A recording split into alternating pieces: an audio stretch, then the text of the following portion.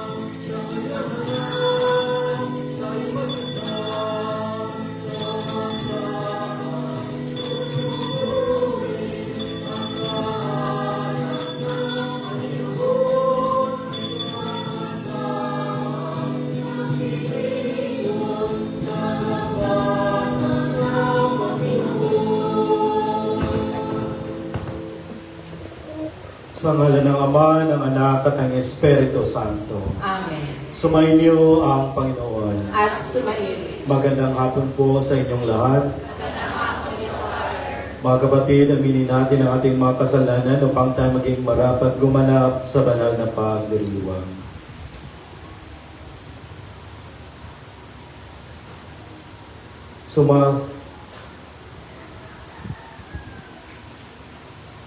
Panginoon, kami nagkasala sa iyo. Panginoon, kaawaan mo kami. Panginoon, kaawaan mo kami. Kaya naman, Panginoon, ipakita mo ang pag-ibig mong wagas. Kami ay lingapin at kahirapan ay iyong iligtas. Kaawaan tayo ng makapangyarihang Diyos, patawarin tayo sa ating mga kasalanan at patubayan tayo sa buhay na walang hanggan. Amen. Papuri sa Diyos sa kaitaasan.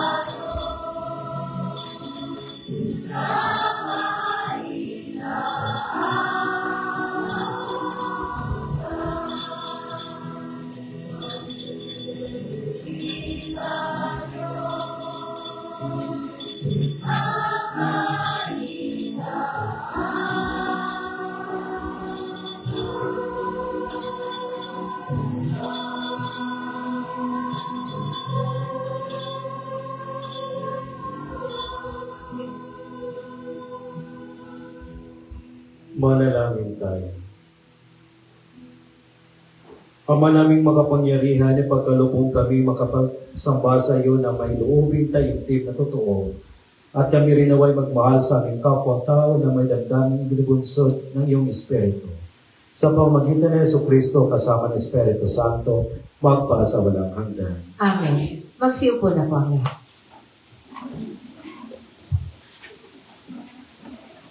Ipinahahayag ni Sophonias ang araw ng paghuhukom ng Panginoon sa mga makasalanang mamamayan ng Huda.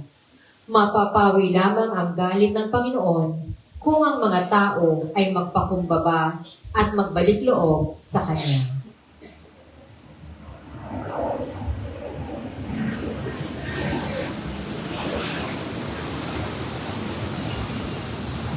Pagbasa mula sa aklat ni Propeta Sophonias. Hanapin ninyo ang poon, kayong mapagkumbaba, kayong gumaganap ng kanyang pautusan. Hanapin ninyo ang katwiran at iyon ang iyong gawin. Baka sakaling kayo'y patawarin at iligtas sa araw ng kanyang poon. At ang iiwan ko roon ay ang mga taong mapagkumbaba, nalalapit sa akin upang pasaklolo. Ang natira sa Israel ay hindi nagagawa ng kasamaan, at hindi magsisinungaling ni mandarayang. Uunlad ang kanilang buhay at magiging panatag, at wala silang katatakutan. Ang salita ng Diyos. Salamat sa Diyos. Mga aba ay mapalad, Diyos ang hari nilang lahat. Mga aba ay mapalad, Diyos ang hari nilang lahat. Ang maaasahay lagi Panginoon, panig sa naaapi, ang Diyos na hukom. May pagkain handa sa nagugutom. Mga aba ay mapalad, Diyos ang hari nilang lahat. Pinalaya niya ang mga nabihan, isinauli paningin ng gulong. Lahat ng inapi ay itinataas, ang mga hinirang niya'y nililinaw. Mga aba ay mapalad, Diyos ang hari nilang lahat. Isinasanggalang ang mga dayuhang sa lupain nila'y doon tumatahan. Tumutulong siya, balot ulila. Masamang balangkas, pinipigil niya. Mga aba ay mapalad, Diyos ang hari nilang lahat. Walang hanggang hari ang Diyos na poon. Nabubuhay lagi ang Diyos mo, Siyong. Mga aba ay mapalad, Diyos ang hari nilang lahat.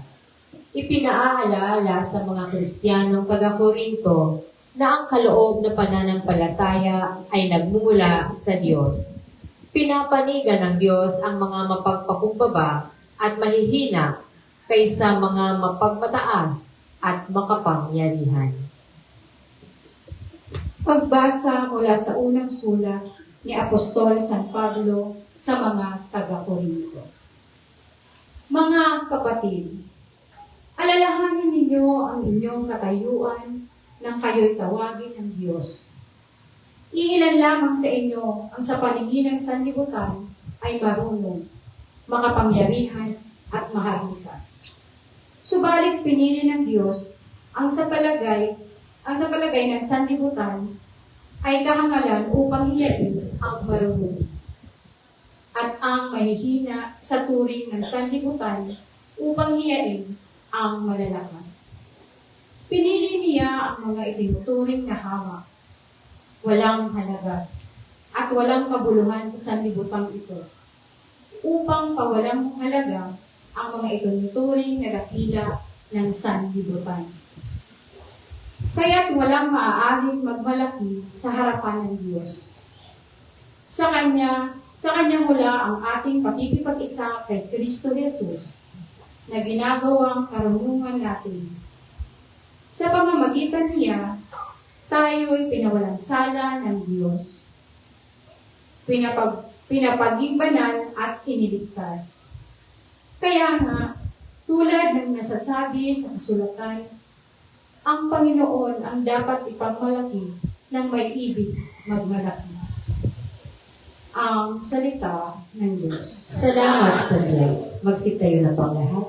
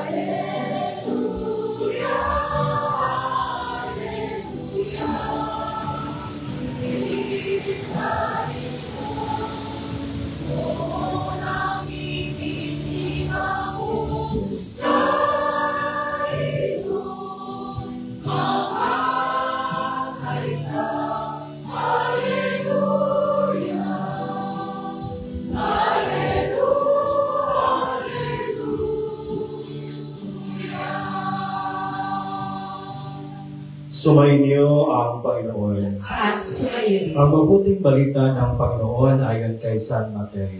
Papuri sa iyo, Panginoon. Noong panahon iyon na makita ni Jesus ang napakaraming tao, umahon siya sa bundok.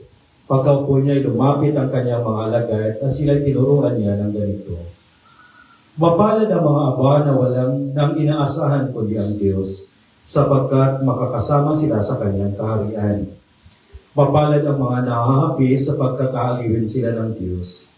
Mapalad ang mga mapagpakumbaba sapagkat atamoy nila ang pinangako ng Diyos. Mapalad ang mga nagmimithing makatupad sa kalooban ng Diyos sapagkat ipagkakaloob sa kanila ang kanilang inimithi. Mapalad ang mga mahabagin sapagkat kahabagan sila ng Diyos. Mapalad ang mga may malinis na puso sapagkat makikita nila ang Diyos. Mapalad ang mga gumagawa ng daan sa ipagkakasundo sapagkat sila ay tinuturing ng Diyos na mga anak niya. Mapalad ang mga pinag-uusig dahil sa kanilang pagsunod sa kalooban ng Diyos, sapagkat makakasama sila sa kanyang kaharian. Mapalad kayo kapag dahil sa akin inaalimura kayo ng mga tao, pinag-uusig at pinagwiwikaan ang lahat ng uri ng kasamaan na pawang kasinungalingan. Magdiwang kayo at magalak, sapagkat malaki ang inyong gantimpala sa langit. Mga kapatid, ang mabuting balita ng ating Panginoon. Pinupuri ka namin, Panginoong Heso Kristo. Magsiupo na po. Magandang hapon po sa inyong lahat.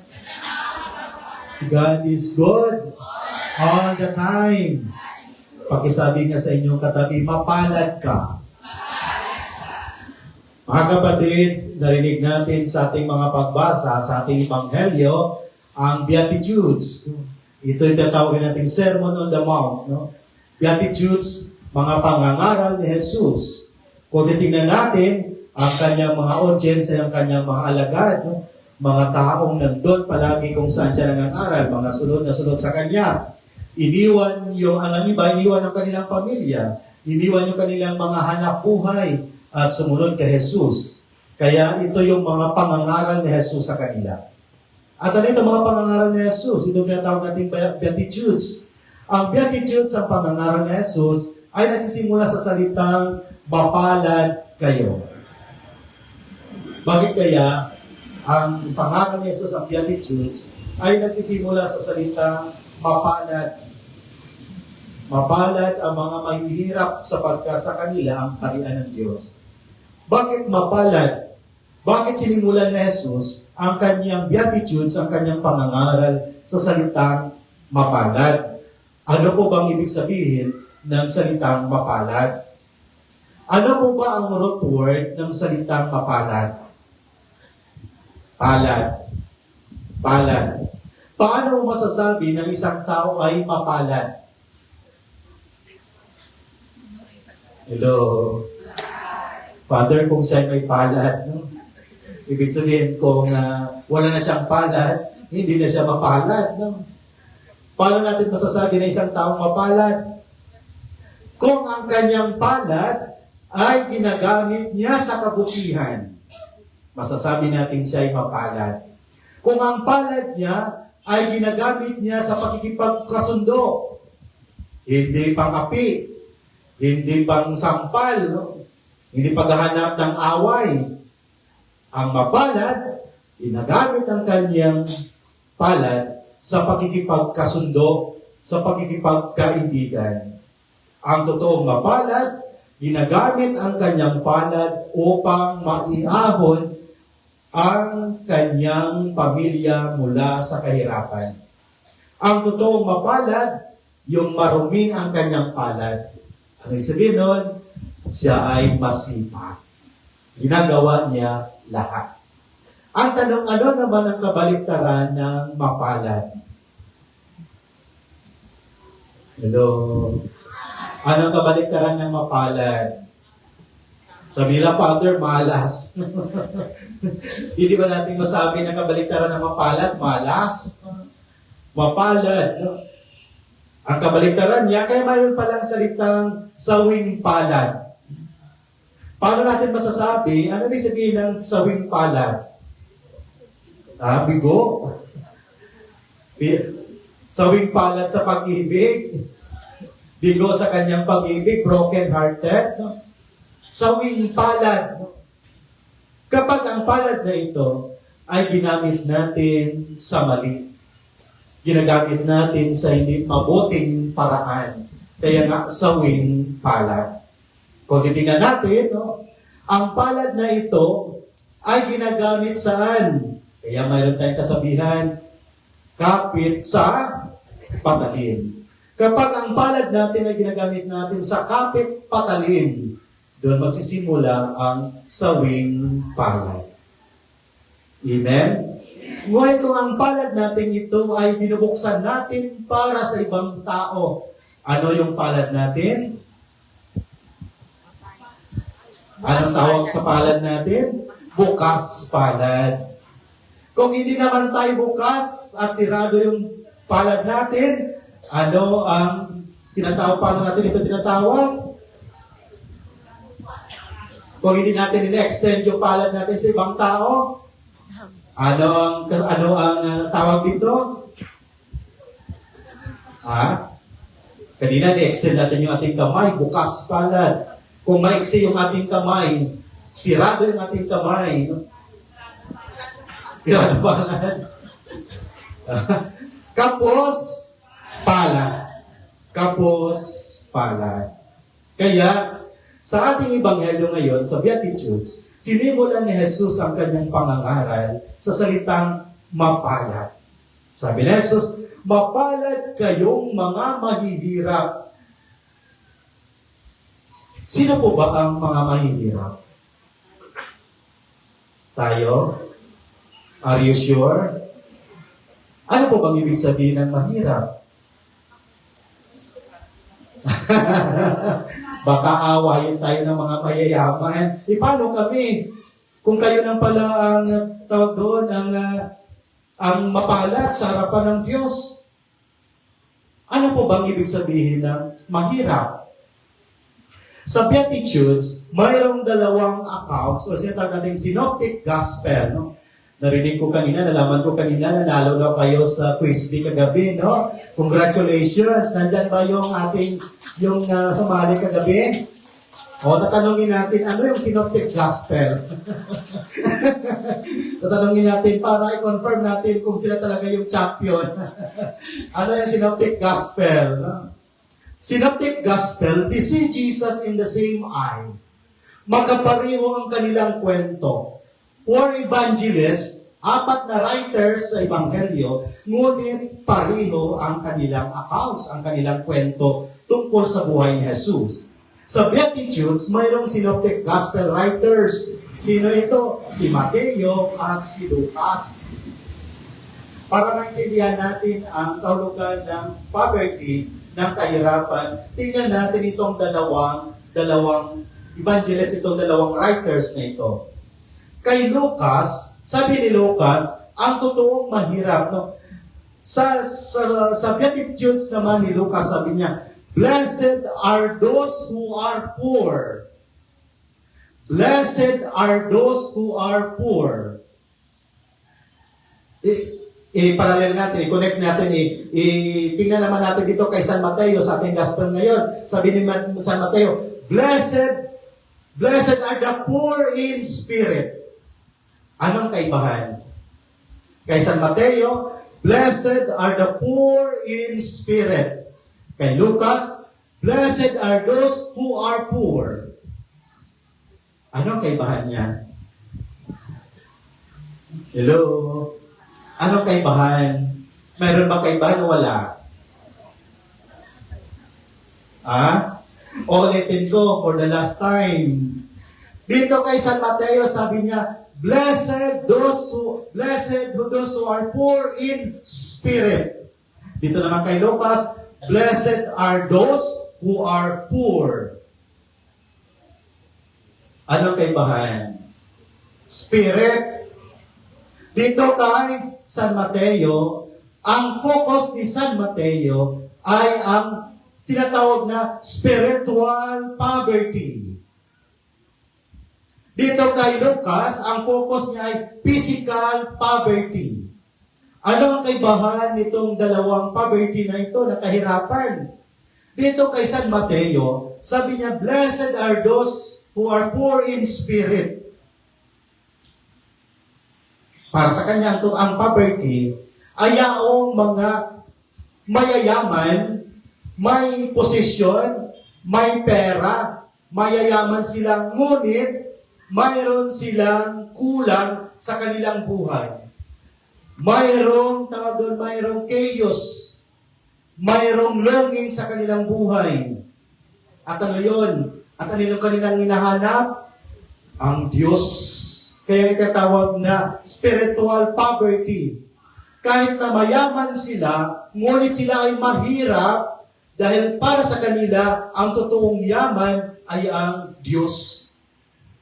Kaya nga sila ay mapalad dahil sa kabila ng kanilang kayamanan, sa kabila ng kanilang posisyon, sa kabila ng mga worldly materials, inaako pa rin nila sa kanilang sarili na mahirap sila. Dahil kailangan nila ang Diyos sa kanilang buhay. Kaya nga tinatawag na spiritual poverty. Dito naman sa kabila, kay Lucas, ito yung tinatawag na physical poverty. Ano naman itong physical poverty? Ito yung totoong mahirap. Wala kang makain, nasa abakang kalagayan, kaya nga physical eh. Makikita ka talaga na mahirap ka, nasa abak ka. Ngunit, mapalad sila, kahit sila ay mahirap, dahil wala silang ibang inaasahan, kundi ang Diyos. Amen? Kahit mahirap sila, physical poverty, wala silang makain, ngunit mapalad sila, masaya sila, dahil kasama nila ang Diyos. Napakaganda po ang salmong tugunan natin ngayong araw. Pakibasa nga atin yung ating salmong tugunan ngayong araw. Pakinggan ninyo. Mga aba ay mapalad, Diyos ang hari nilang lahat. Mapalad ang mga aba dahil para sa kanila, ang hari nila ay Diyos. Physical poverty man or spiritual poverty. Spiritual poverty, kahit mayaman sila, mayroong kulang para sa kanila. Hindi nila ginagawang Diyos ang kanilang kayamanan. Hindi nila ginagawang Diyos ang kanilang posisyon, ang kanilang mga ang kanilang mga katungkulan. Hindi nila ginagawang Diyos ang kung ano mayroon sila. Bagkus para sa kanila, kulang pa din sila. Mayroong space pa rin sa puso nila. Mayroong chaos pa rin sa puso nila. Dahil yun, papasok ang presensya ng Diyos. Kaya nga sila ay mapalad na inaako nila na sa kabila ng kung ano mayroon sila, kulang pa rin sila. Mahirap pa rin sila. Kaya nga kung minsan, sad to say, maraming mga mahihirap, mayayaman, na kung minsan ginagawa na nilang Diyos ang kanilang kayamanan, Para sa kanila, wala na silang panahon sa pagsisimba, wala na silang panahon sa mga spiritual ng kanilang buhay. Nakapokus na sila sa kanilang kayamanan, paano magpapayaman. Dahil hindi sila marunong makontento sa buhay. Kaya, hindi sila mapalad. Hindi sila masaya sa kung ano mayroon sila. Dahil ang taong marunong makontento, yung mga taong masayahin, yung mga taong masaya. Sino po ba yung mga marunong makontento at masaya? Yung mga aba, yung mga simpleng tao, yung mga simpleng pamumuhay, masaya sila kahit na sila ay wala. Ngunit sa kanilang kawalan, sila ay nagkaroon. Sa kanilang kawalan, nandoon ang presensya ng Diyos. Amen? Kaya nga, sabi ni Jesus, mapalad kayong mga mahihirap na sa inyo ang kaharian ng Diyos. Sino yung mga mahihirap? Yung mga mayayaman na para sa kanila kahit mayroon sila, kulang pa rin sila sa presensya nila sa Diyos. Mahihirap sila saan? Inaako nila. Mayroong kababaang loob na inaako nila na sa kabila na kung ano mayroon sila, kulang pa rin dahil wala sa kanila ang presensya ng Diyos. Kaya they are longing for something. Longing saan? Sa presensya ng Diyos. Kaya palad sila dahil inuuna nila ang kaharian ng langit. Dito sa physical poverty, mahihirap tayo, ngunit mayroon, mapalad tayo, bakit man mayroon tayong hinahawakan, mayroon tayong kinakapitan. Diba kadalasan sinasabi natin, sige lang, kapit sa Diyos. Kahit walang-wala na, kahit mahirap na ang buhay, kahit para bang sabihin natin, wala na tayong pag-asa sa buhay. Sabihin lang natin, sige lang, kapit lang tayo sa Kanya. Ang palad natin, gagamitin natin sa pakipagdaupang palad sa Diyos. Ano ba ibig sabihin ng daupang palad? Hello? Ano ibig sabihin ng daupang palad? Paglapit. Ha? Paglapit. Paglapit? Paano ang aksyon ng daupang palad? Kung totoong mahal mo siya, pag daupang palad kayo, usually maririnig natin yan sa kasal. Padaupang palad ang inyong makamay at sumunod kayo sa akin at sabihin ninyo ang inyong pangako sa isa't isa. Daupang palad, ang kamay ng isa ay at ng isa't isa ay nagdaupang palad. Ang palad natin, mapalad tayo dahil tayo ay nagdaupang palad sa Diyos.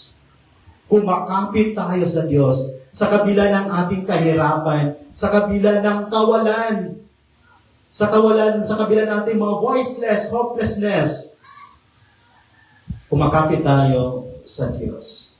Amen? Dahil marunong tayong makontento. Kaya masaya tayo, di ba? May awit na, ang buhay ng Kristiyano ay masayang tunay, masayang tunay, masayang tunay. Ang buhay ng Kristiyano ay masayang tunay, masayang tunay. Dahil nga, mayroon tayong Diyos na ating inaasahan. Amen? Magsitayo po tayong lahat at ating pahayag ang ating pananampalataya. Sumasampalataya. Sa Diyos Ama makapangyarihan sa lahat, na may gawa ng langit at lupa. Sumasampalataya ako kay Jesucristo, iisang anak ng Diyos, Panginoon nating lahat. Nagkatawang tao siya lalang ng Espiritu Santo, ipinanganak ni Santa Maria Virgen, pinagpakasakit ni Poncio Pilato, ipinako sa krus na matay inilibing, nanahog sa kinaroroonan ng mga yumao, nang may katlong araw na buhay na maguli, umakyat sa langit, naluluklok sa kanan ng Diyos Ama makapangyarihan sa lahat. Doon magmumulang paririto at huhukom sa nangabubuhay at nangamatay na tao. Sumasampalataya naman ako sa Diyos Espiritu Santo, sa banal na simbahang Katolika, sa kasamahan ng mga banal, sa kapatawaran ng mga kasalanan, sa pagkabuhay na muli ng nangamatay na tao, at sa buhay na walang hanggan. Amen. Mga kapatid, manalangin tayo sa Ama para sa biyayang itaguhin niya ang kanyang pag-aari dito sa mundo. Katulong tayong kanyang mga nilikha, manalangin tayo. Panginoon, dinggin mo kami. Gabayan mo kaming iyong simbahan upang manatili kaming mapagpakumbaba habang nagpapatotoo ng iyong mabuting balita. Manalangin tayo. Panginoon, dinggin mo kami. Gawin mong daluyan ng iyong awa at pagmamalasakit ang lahat ng lingkod bayan upang lagi nilang unahin ang kapakanan ng mga mamamayan, lalo na ng mga dukha. Manalangin tayo. Panginoon, dinggin mo kami. Pukawin mo sa amin ang pagnanais na paglingkuran ng isa't isa. Manalangin tayo. Panginoon, dinggin mo kami. Ama namin mapagmahal, nagagala kami sapagkat sa pamagitan ng anak, itong pag-aari mo ay tunay na sumasamin. Tulungan mo kaming makilahok sa iyong gawaing pakikiniig at pagliligtas sa pamagitan ni Kristo, ang aming Panginoon. Amen. Magsiupo na pa kayo.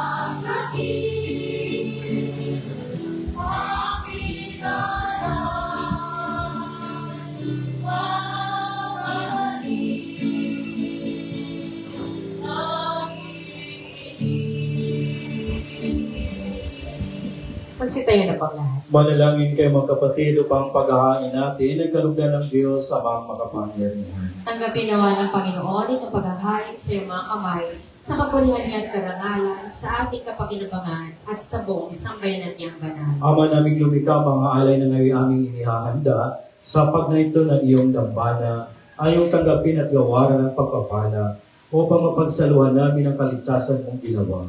Sa pamagitan ni Jesucristo kasama ng Espiritu Santo, magpasa walang hanggan. Amen. Sumainyo ang Panginoon. At sumaiyo, Itaas sa Diyos ang inyong puso at iwan. itinaas na namin sa Panginoon. Pasalamatan natin ang Panginoong ating Diyos. Marapat na siya ay pasalamatan. Ama naming makapangyarihan, tuloy ng marapat na ikaw ay aming pasalamatan. Sa pamamagitan ni Jesucristo na aming Panginoon, lubhang nabagba ang kanyang loob sa pagkakamali ng tao sa San Sinopo. Kaya't minabuti niyang sa ipanganak ni Berin Bukon mong pinagpala sa babaeng lahat. Sa labi ng imbing kamatayan kami ay inagaw ng namatay mong anak. Sa pagkabuhay niya kami kanyang binuhay upang kaugnayan namin sa iyo ang magwakas. Kaya kaisa ng mga anghel na nasisiawit ng papuri sa iyo, na walang upay sa kalangitan, kami nagbubunyi sa iyong kadakilaan.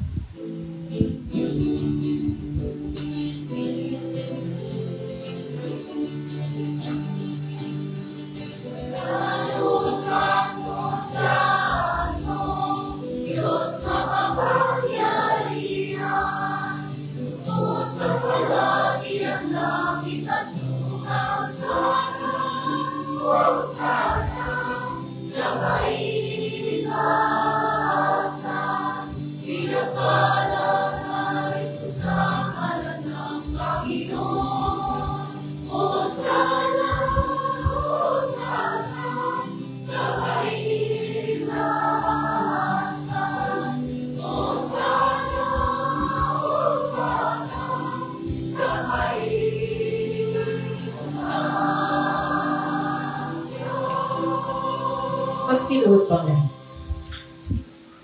Ama naming banal, ikaw ang bukal ng tanang kabanalan, kaya sa pamamagitan ng Espiritu gawin mong banal ang kaloob na ito, upang para sa amin maging katawan at dugo ng aming Panginoong Heso Kristo.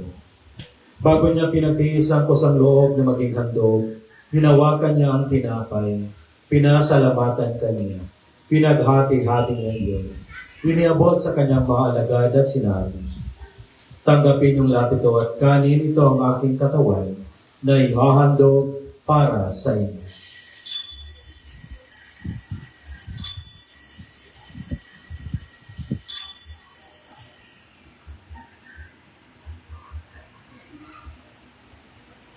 Gayun din naman nung matapos ang hapunan, hinawakan niya ang kalis, muli kanyang pinasalamatan. Iniabot niya ang kalis sa kanyang mga alagad at sinabi, tanggapin yung lahat ito, tinumin itong kalis ang aking dugo, ng bago at ng walang hanggang tipan. Ang aking dugo na ibubuhos para sa inyo at para sa lahat, sa ikapagpapatawad ng mga kasalanan. Gawin ninyo ito sa pag-alala sa akin.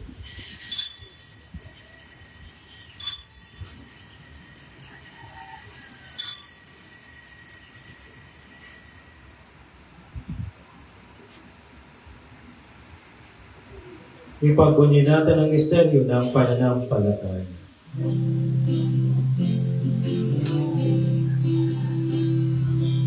Kristo ay kumitayin, sarili ay inihain, bilang pagkain inumin, pinagsasaluhan natin,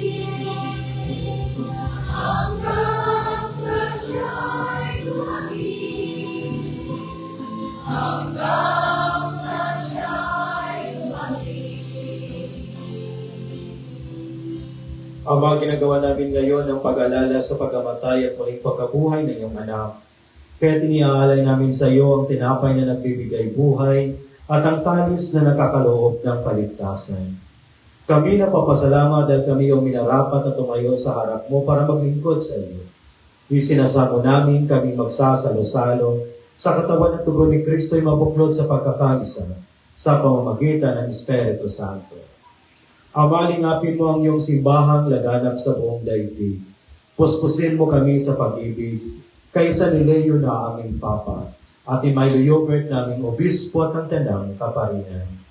Alalahanin mo rin ang mga kapatid naming nahimlan na may pag-asang sila'y muling mabubuhay, gayon din ang lahat ng mga pumanaw. Kaawaan mo sila patuloyin sa iyong kaliwanagan. Kaawaan mo pa'y dapatin kaming lahat na makasalo sa iyong buhay na walang wakas. Kaysa ng mahal na Biring Maria na ina ng Diyos, kaysa ng mga apostol at ang lahat ng mga banal na namuhay dito sa daigdig ng kalugod-lugod sa iyo, may pagdiwang nawa namin ang pagpupuri sa ikakarangal mo sa pamamagitan ng anak na aming Panginoong Heso Kristo. Sa pamamagitan ni Kristo kasama niya at sa Kanya, ang lahat ng parangal at papuri ay sa iyo, Diyos Amang makapangyarihan, kasama ng Espiritu Santo, magpa sa walang hanggan.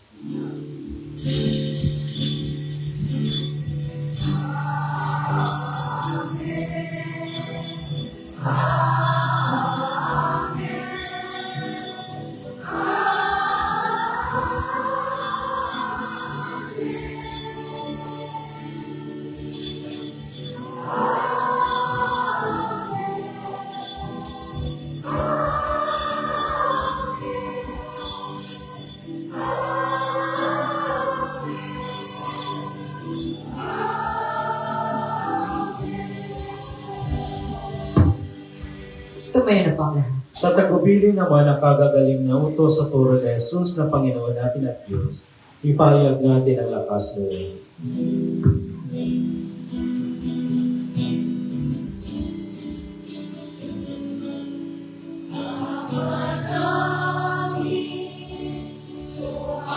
Sumasalangit ka sa paningalan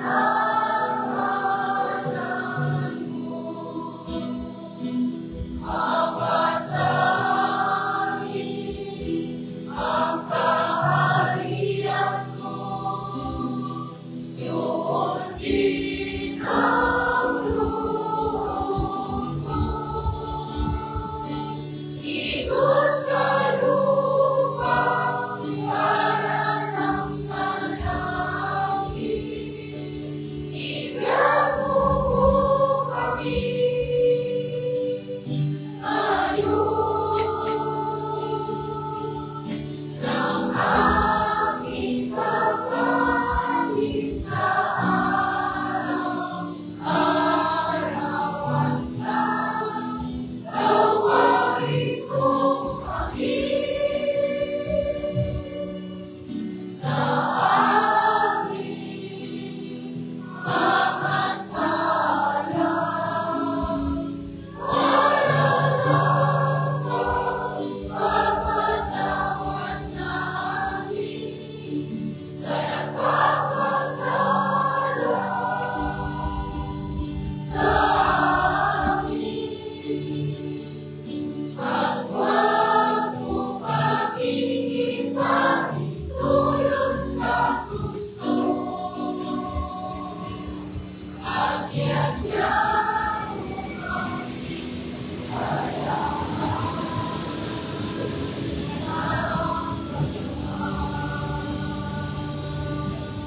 Hinihiling namin kami adya sa lahat ng masama, pagkalooban ng kapayapaan araw-araw, iligtas sa kasalanan at ilayo sa lahat ng kapahamakan. Samantalang aming pinananabikan ang dakilang araw ng pagpapahayag ng tagapagligtas namin si Yesu Kristo. sa wakas sa'yo ang kaharian, kapangyarihan at kapurihan. Ngayon at magpapakailanman. Ngayon at magpapakailanman. Panginoong Jesucristo, sinabi mo sa iyong mga apostol, kapayapaan ang iniwan ko sa inyo. Ang aking kapayapaan ang binibigay ko sa inyo. Tumayan mo ang aming pananampalataya at huwag ang aming pagkakasala. Pagkalooban mo kami ng kapayapaan at pagkakaisa ayon sa iyong kalooban, kasama ng Espiritu Santo magpasawalang hanggan. Amen. Ang kapayapaan ng Panginoon ay laging sumainyo. At sumayo rin. Magbigayan tayo ng kapayapaan sa isa't isa.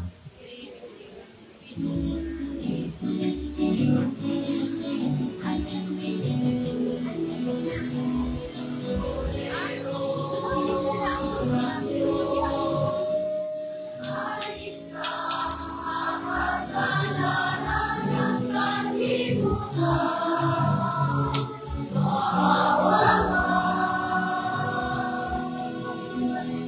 Cordero ng Diyos, alis na ang kasalanan ng sanlibutan. Maawa ka. Cordero ng Diyos, na nag-alis ng mga kasalanan, ipagkaloob mo sa amin ang kaharian.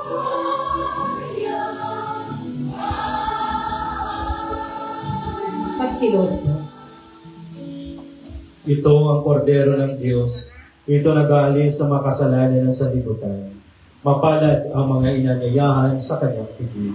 Panginoon, hindi ako karapat-dapat na magpatuloy sa iyo. Ngunit sa isang salita mo lamang ay gagaling ako.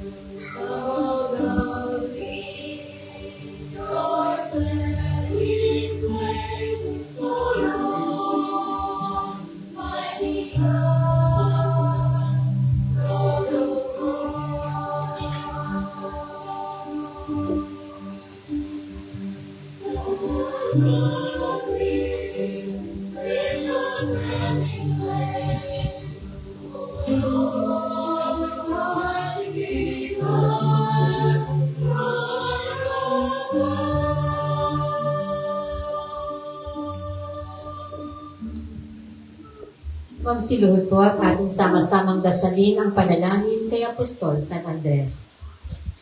O maluwalhating Apostol San Andres, ikaw ang unang nakakilala at sumunod kay Kristo, ang Kordero ng Diyos. Kasama si San Juan, matapat mong sinamahan si Jesus sa kanyang misyon dito sa mundo. Ikaw rin ang naging kayat sa iyong kapatid na si San Pedro upang maging tagasunod ni Jesus. Sa iyong pamamagitan, buong puso ginawa naming masundan si Jesus at ang kanyang mga turo. Turuan mo kaming mag-akay ng aming kapwa tungo kay Kristo, nang amin siyang sama-samang ibigin at paglingkuran. Tulungan mo kaming matutuhan ang kahulugan ng pagpapakasakit ni Kristo sa krus, nang malugod ginawa naming pasanin ang aming mga krus sa araw-araw nang walang pag-aalinlangan.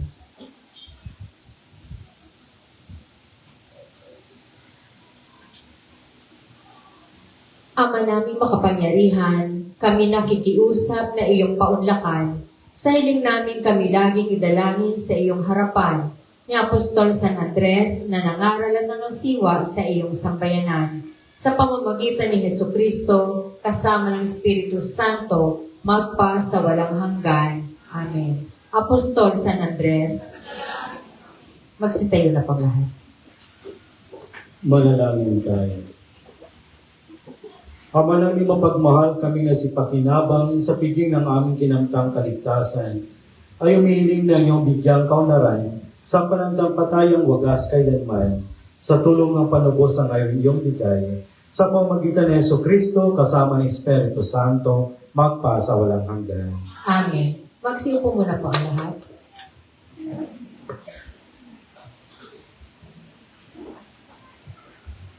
Sa darating na Lunes, Pebrero 2, ay ating ipagdiriwang ang kapistahan ng Candelaria. Kaugnay po rito, tayo po ay magkakaroon ng banal na misa sa ganap na ika-6:30 ng gabi sa ating simbahan. Wala pong misa sa umaga. Inaanyayahan din po ang lahat na magdala ng kandila para mabasbasan. Sa Martes, 3 ng Pebrero, ay atin din pong ipagdiriwang ang kapistahan ni San Blas. Hinihikayat po ang lahat na magsimba sa parokya sa ganap na ika-6:30 ng gabi at susundan din po ito ng pagbabasbas ng mga lalamunan. Bilang paghahanda sa Ash Wednesday sa Pebrero 18, inaanyayahan po ang lahat na dalhin ang kanilang mga lumang palaspas na ginamit noong nakaraang taon upang ito ay masunog.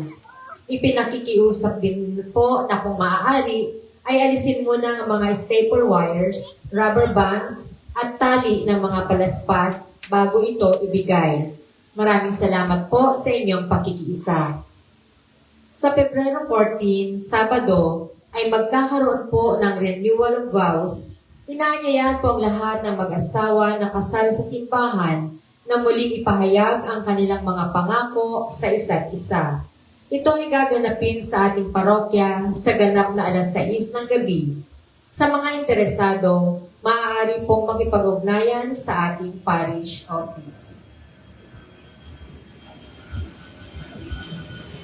Inaanyayahan ng lahat ng kabataang nagnanais magbahagi ng kanilang talento na lumahok sa audition para sa pagtatanghal ng Teatro de San Andres bilang bahagi ng paghahanda para sa mga gawain sa darating na Holy Week. Petsa, Sabado, Pebrero 7, 2026. Oras, 9:30 ng umaga hanggang 12 ng tanghali.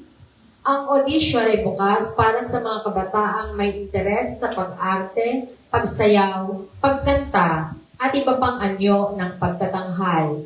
Ang mga kalahok ay inaasahang maghanda ng kantang pang-teatro o pang-simbahan. Inaanyayahan ang lahat na makiisa at maging bahagi ng isang makabuluhan at banal na paghahanda para sa Holy Week. Para sa karagdagang katanungan, mangyaring makipag-ugnayan kay Sister Julia Katrina Simon. Maraming salamat at pagpapalain nawa tayong lahat. Sa lahat po ng nagdiriwang ng birthday at anibersaryo ngayong buwan ng Pebrero, maaari pong lumapit sa harapan para po sa blessing. Punta po kayo dito sa harapan para sa pagbabasbas.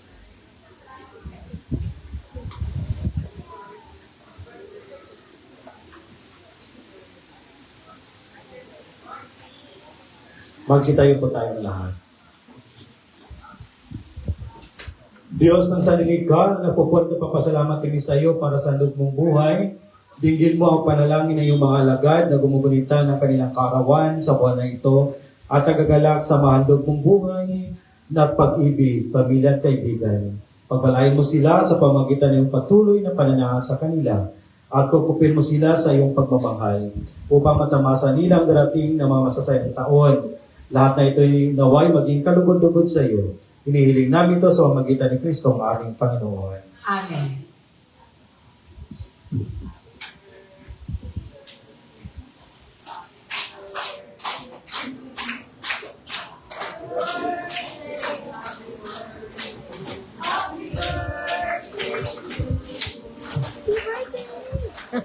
Sumayin niyo ang Panginoon. Sumayin. At pagpalain tayo ng makapangyarihang Diyos, Ama, Anak, at Espiritu Santo. Amen. Tapos ang banal na misa, humayo tayong mapayapa. Salamat sa Diyos.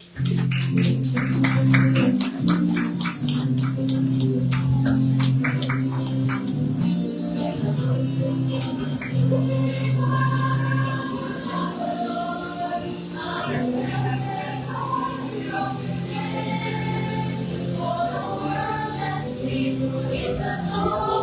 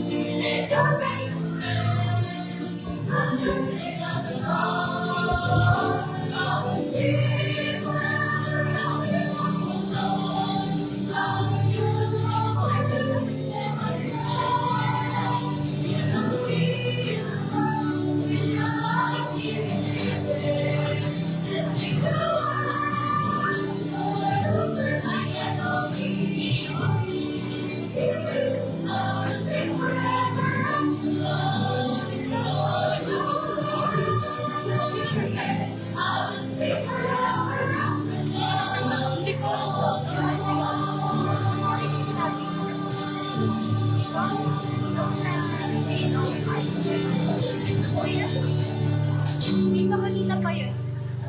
Hindi ko yung tinanggal, pinuha ko yung remote. Out. Thank you. Dito